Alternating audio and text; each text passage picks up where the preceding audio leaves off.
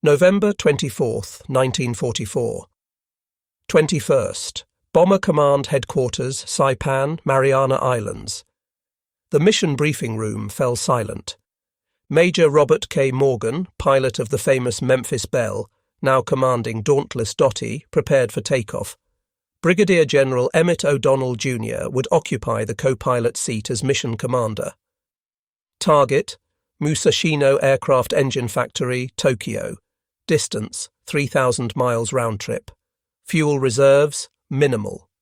111 B-29 Superfortresses would launch from newly constructed runways carved from Pacific coral. What none of them knew was that this single mission would begin the systematic destruction of an entire nation's ability to wage war. The Pacific War had taught American strategists that Japan's home islands were not just the enemy's final stronghold. They were workshops. Destroy those workshops, and the Imperial war machine would grind to a halt. The Boeing B-29 Superfortress program had consumed more resources than any other weapons system in American history. At $3.7 billion, it exceeded even the Manhattan Project's atomic bomb development.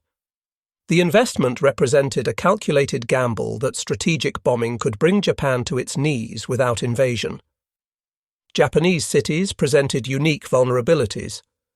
Unlike European cities built of stone and concrete, Japanese urban areas consisted primarily of wood and paper structures. Narrow streets, densely packed buildings, and inadequate firefighting equipment created conditions ripe for catastrophic fires. Industrial production was decentralized across thousands of small workshops embedded within residential districts. Strike the cities, and you would strike the war factories. General Henry Hap Arnold's vision for the 20th Air Force was revolutionary. For the first time in military history, a strategic bombing force would operate independently, reporting directly to the Joint Chiefs of Staff rather than theatre commanders. The B-29s would function as America's third military service before the Air Force officially existed. The B-29 Superfortress stretched 99 feet from nose to tail, with a wingspan of 141 feet.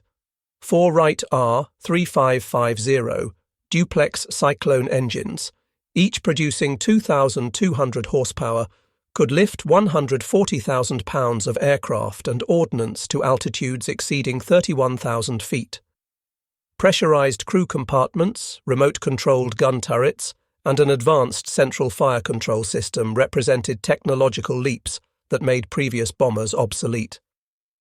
Major General Curtis LeMay arrived at 21st Bomber Command on January 20th, 1945.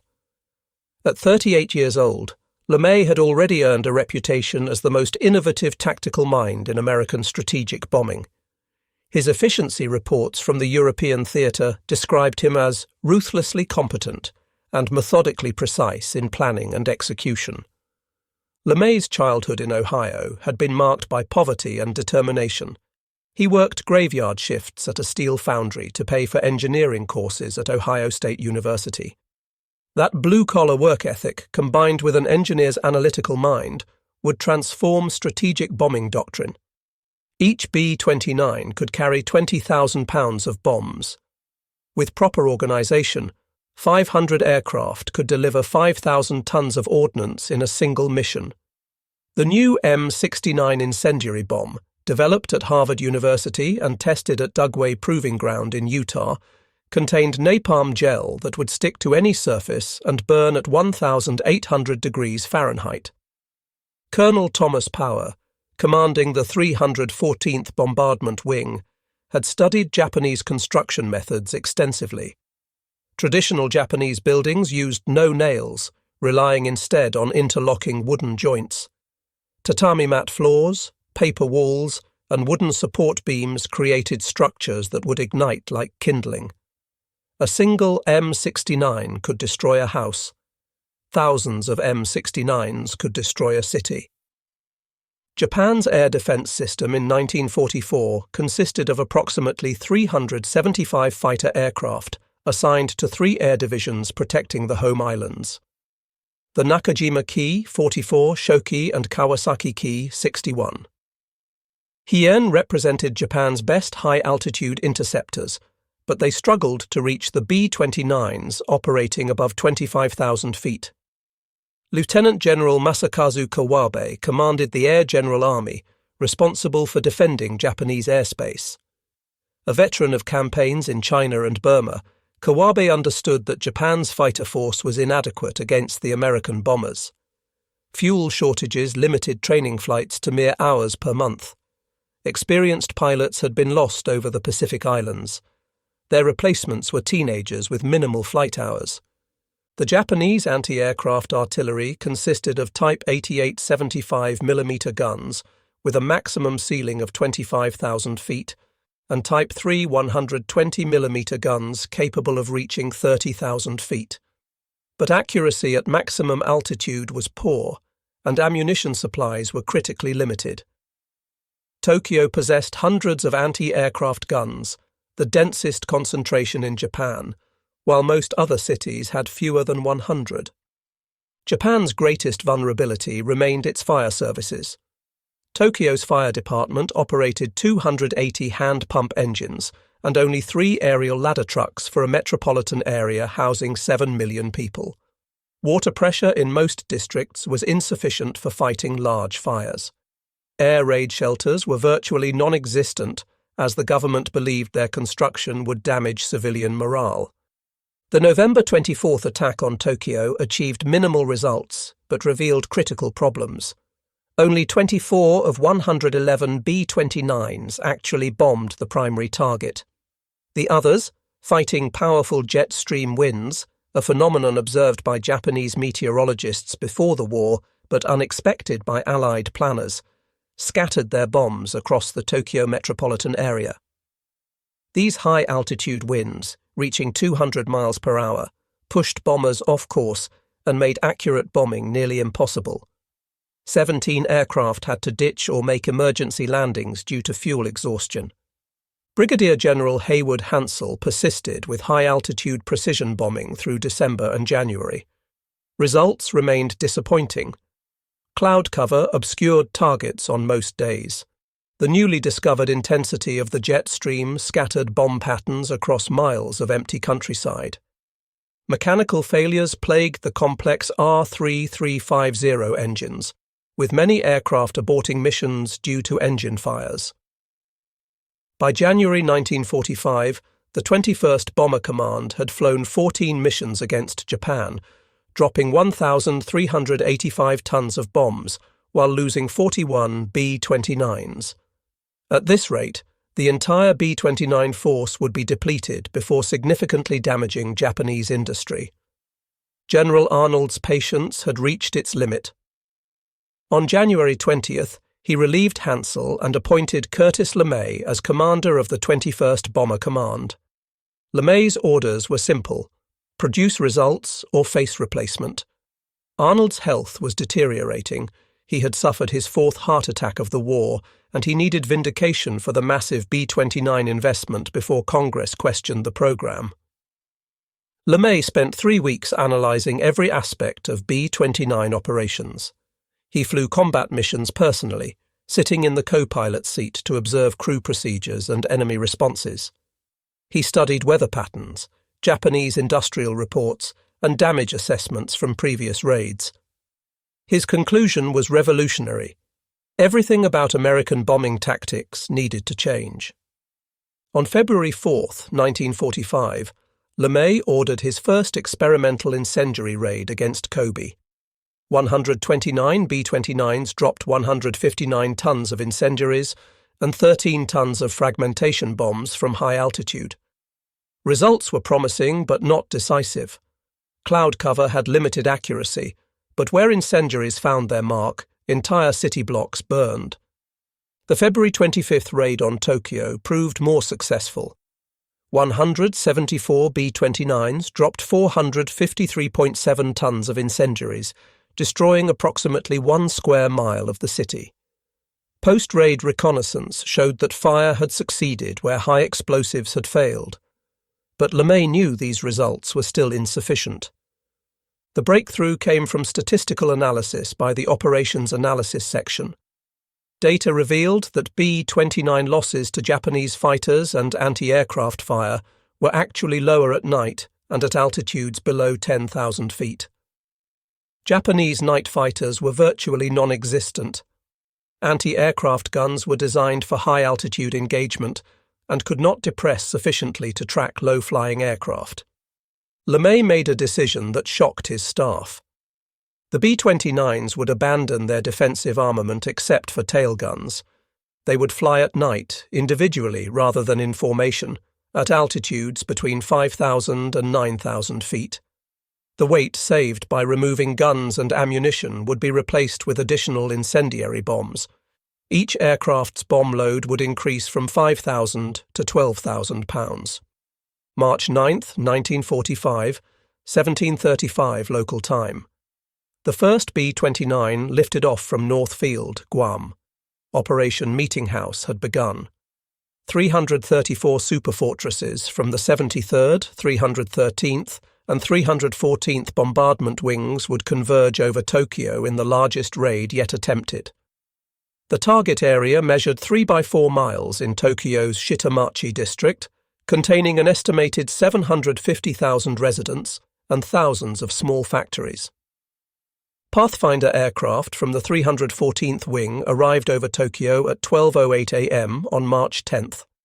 Flying at 5,000 feet, they marked the target area with M47 incendiary bombs, creating a flaming X visible from 50 miles away. The main force followed, dropping their bombs at intervals calculated to create overlapping fire zones. The M69 incendiary bombs functioned exactly as designed. Each 500-pound cluster broke apart at 2,000 feet, scattering 38 individual bomblets across a 500-foot area. The bomblets punched through tile roofs and ignited 3 seconds later, spraying napalm gel in 100-foot arcs. Within 30 minutes, hundreds of individual fires had merged into a general conflagration. Surface winds of 45 miles per hour, generated by an approaching cold front, transformed the fires into a firestorm. Temperatures at ground level exceeded 1,800 degrees Fahrenheit. The superheated air created massive updrafts that tossed B-29s like toys, forcing pilots to fight for control. Several aircraft returned with their aluminum skin surfaces warped from the heat. By dawn on March 10th, 15.8 square miles of central Tokyo had been reduced to ashes. Conservative US estimates placed the death toll at 83,793, though Japanese sources suggest the figure may have exceeded 100,000. Over 40,000 were injured and more than 1 million left homeless. It was the deadliest air raid in human history. The success of Operation Meetinghouse transformed American strategy overnight. LeMay immediately planned follow-up raids while his intelligence officers assessed the psychological impact on Japanese leadership. Radio intercepts indicated panic within the Japanese government. Emperor Hirohito personally toured the devastated areas, reportedly weeping at the destruction. On March 11th, 313 B-29s struck Nagoya, destroying 2 square miles of the city. March 13th saw 274 superfortresses attack Osaka, creating a firestorm that consumed 8 square miles. March 16th brought 331 bombers to Kobe, destroying 3 square miles. March 19th concluded the 10-day blitz with another Nagoya raid involving 290 aircraft. In 10 days, Vector Bomber Command had destroyed 32 square miles of Japan's 4 largest cities, killed over 150,000 people, and made millions homeless. But the cost was becoming apparent. Crews were exhausted. Maintenance units worked around the clock to keep aircraft operational. Most critically, the command had exhausted its supply of incendiary bombs. Japanese response evolved rapidly. Fighter pilots developed ramming tactics, deliberately crashing into B-29s in suicide attacks. Anti-aircraft batteries repositioned to engage low-altitude targets. Civil defense units distributed sand and water buckets to residents, though these proved useless against napalm. Japanese propaganda began preparing the population for the decisive battle for the homeland. The Okinawa invasion in April forced a temporary shift in B-29 operations. From April 17th to May 11th, the Superfortresses flew 2,104 sorties against Kyushu airfields to suppress kamikaze attacks on the invasion fleet. These tactical missions frustrated LeMay, who believed continued strategic bombing could force surrender without invasion. May 23, 1945, marked the resumption of strategic firebombing with new intensity. LeMay now commanded 510 operational B-29s, organized into 5 bombardment wings. The 58th Wing had transferred from China-Burma, India, and the 315th Wing had arrived with specialized radar-equipped aircraft for night operations. The May 23rd raid sent 558 B-29s against Tokyo, the largest formation yet assembled. Pathfinders marked multiple aim points across the southern districts untouched by the March raid. The bombers dropped 3,646 tons of incendiaries, creating multiple firestorms that merged into a single conflagration covering 5.3 square miles. May 25th brought the climactic raid. Nearly 500 to 600 B-29s returned to Tokyo, targeting the governmental district around the Imperial Palace. Though the palace itself was off-limits by order of Secretary of War Henry Stimson, the surrounding ministries and military headquarters were legitimate targets. The raid destroyed another 16.8 square miles, effectively eliminating Tokyo as a functioning capital. The sight of hundreds of superfortresses over Tokyo in daylight shattered Japanese morale. Pilot Tsuneo Hitoshi of the 244th Fighter Squadron later wrote, "We could only watch helplessly as they destroyed our city. There were too many to attack, like trying to stop a tsunami with your bare hands." By late May, 21st Bomber Command was launching raids of 500 or more B-29s every other day. Yokohama, Kawasaki, and smaller cities fell to the incendiary onslaught. Japanese air opposition had virtually ceased. Most remaining fighters were being hoarded for kamikaze attacks during the anticipated invasion. By August 1945, the B-29 force had grown to over 1,000 aircraft operating from the Marianas. 66 of Japan's largest cities had been attacked, with 180 square miles of urban area destroyed. Conservative estimates placed civilian casualties at least 330,000 dead and 500,000 injured, with 8.5 million people homeless. Japanese industrial production had collapsed. Aircraft manufacturing fell to 10% of 1944 levels. Oil refining ceased entirely after precision raids destroyed storage facilities. The dispersed cottage industries that produced components for military equipment were buried under the rubble of residential districts. The psychological impact exceeded physical destruction. Prince Fumimaro Konoe, former Prime Minister, wrote in his diary, "The people are exhausted, industry is destroyed, and we face starvation. The B-29s have accomplished what our enemies' armies could not. They have brought the war home to every Japanese citizen." American losses totaled 414 B-29s from all causes, with approximately 2,600 airmen killed or missing. The loss rate of 1.38% per sortie was far below the 5 to 10% rate suffered by B-17s and B-24s over Germany. The B-29 campaign fundamentally changed warfare doctrine.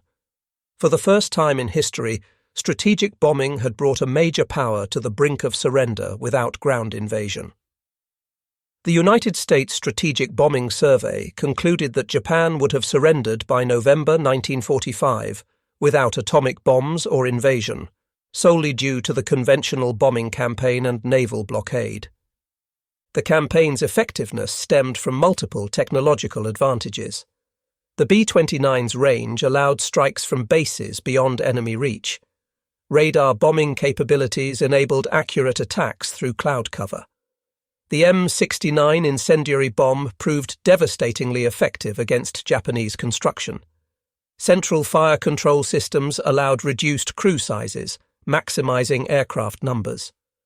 The 20th Air Force's organizational structure provided a model for the independent United States Air Force established in 1947. Strategic bombing had proven itself as a distinct form of warfare requiring specialized equipment, training, and command structures separate from traditional Army operations.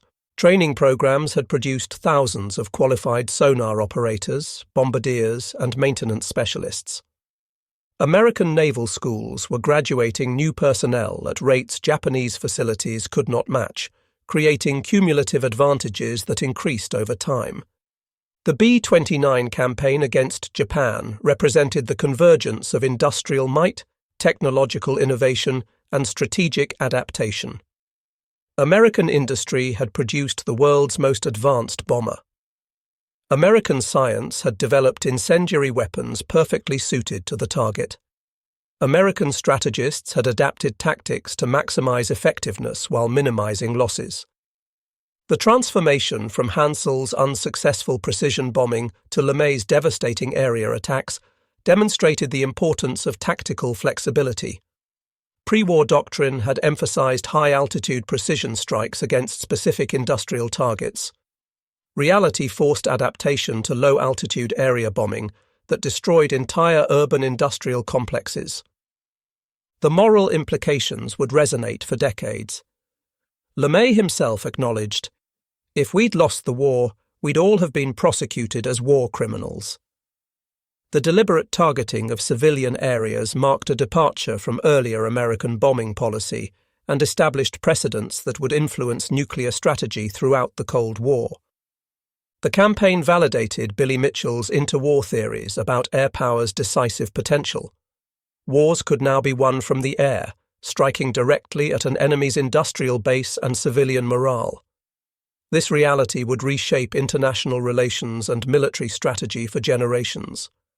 On August 6, 1945, a single B-29 named Enola Gay dropped the atomic bomb on Hiroshima. 3 days later, Bockscar delivered the second atomic bomb to Nagasaki. These specially modified silverplate B-29s represented the campaign's ultimate expression, a single aircraft delivering destruction equivalent to hundreds of conventional bombers. Japan surrendered on August 15, 1945. On September 2, as Japanese officials signed surrender documents aboard USS Missouri, 462 B-29s flew over Tokyo Bay in a final display of American airpower. The formations stretched for miles, their shadows darkening the waters below. General LeMay received the Distinguished Service Medal for transforming the B-29 force into history's most effective strategic bombing campaign. He would later serve as Chief of Staff of the United States Air Force and architect of Strategic Air Command during the Cold War. The B-29 continued serving through the Korean War, where they again demonstrated strategic bombing's effectiveness. The last operational B-29 was retired in 1960, but the aircraft's legacy endured. Every modern strategic bomber incorporated lessons learned from the Superfortress campaign against Japan. In the ruins of Tokyo, Osaka, and 64 other Japanese cities, concrete monuments mark areas destroyed by B-29 raids. These memorials serve as reminders of the 10 months when silver bombers ruled Japanese skies, systematically destroying a nation's ability to wage war. The strategic bombing campaign against Japan proved that wars could be won through air power, that industrial capacity could overwhelm military resistance, and that technology could provide decisive advantages in modern conflict. The B-29 Superfortress had not just bombed Japan into submission, it had fundamentally changed the nature of warfare itself. Curtis LeMay's transformation of bombing tactics, from ineffective high-altitude precision attacks to devastating low-altitude area raids, had demonstrated that victory required not just superior technology, but the willingness to adapt strategy to reality. By the time Emperor Hirohito announced Japan's surrender, the B-29s of the 20th Air Force had made that surrender inevitable, through the systematic application of strategic air power on a scale the world had never witnessed and would never see again,